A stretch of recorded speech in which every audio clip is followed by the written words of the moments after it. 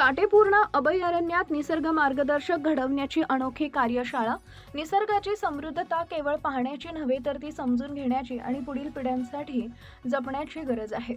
याच उद्देशाने काटेपूर्णा वन्यजीव अभयारण्यात 2 दिवसीय निसर्ग पर्यटन मार्गदर्शक प्रशिक्षण कार्यशाळेचं उत्साहात आयोजन करण्यात आले।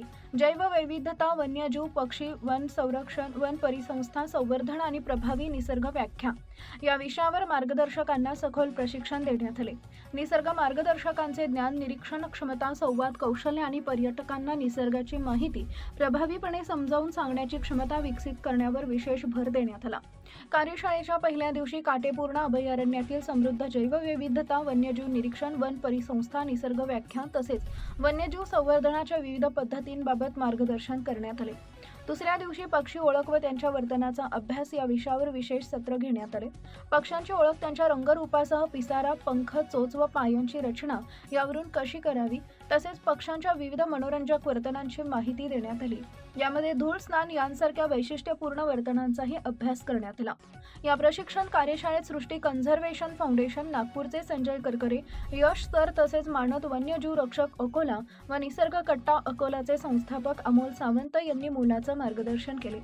कार्यक्रमाचे अध्यक्षस्थान अकोला वन्यजीव परिक्षेत्राचे वन परिक्षेत्र अधिकारी अमित शिंदे यांनी भूषवले। त्यांच्या मार्गदर्शनामुळे प्रशिक्षणाला प्रेरणादायी दिशा मिळाली। या कार्यशाळेत काटेपूर्णा तसेच ज्ञानगंगा वन्यजीव अभयारण्यातील निसर्ग मार्गदर्शकांनी उत्स्फूर्त सहभाग नोंदवला। त्यांच्या सक्रिय सहभागामुळे कार्यशाळा माहितीपूर्ण, संवादात्मक आणि संस्मरणीय ठरली।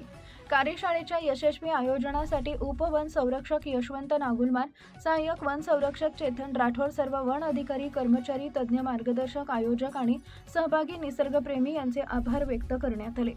तज्ज्ञ मार्गदर्शकांनी काटेपूर्णा वन्यजीव अभयारण्याच्या टीमचं उत्कृष्ट नियोजन व आयोजनाबद्दल अभिनंदन केले।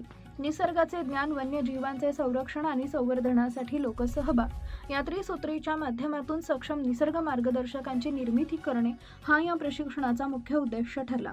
जंगल पाहणारा पर्यटक नव्हे तर जंगल समजून घेणारा निसर्गप्रेमी घडवण्याच्या दिशेने हा उपक्रम महत्त्वपूर्ण पाऊल मानला जातोय। प्रदीप गावंडे, अकोला जिल्हा प्रतिनिधी तथा कार्यकारी संपादक, धुमाकूळ, महाराष्ट्र न्यूज।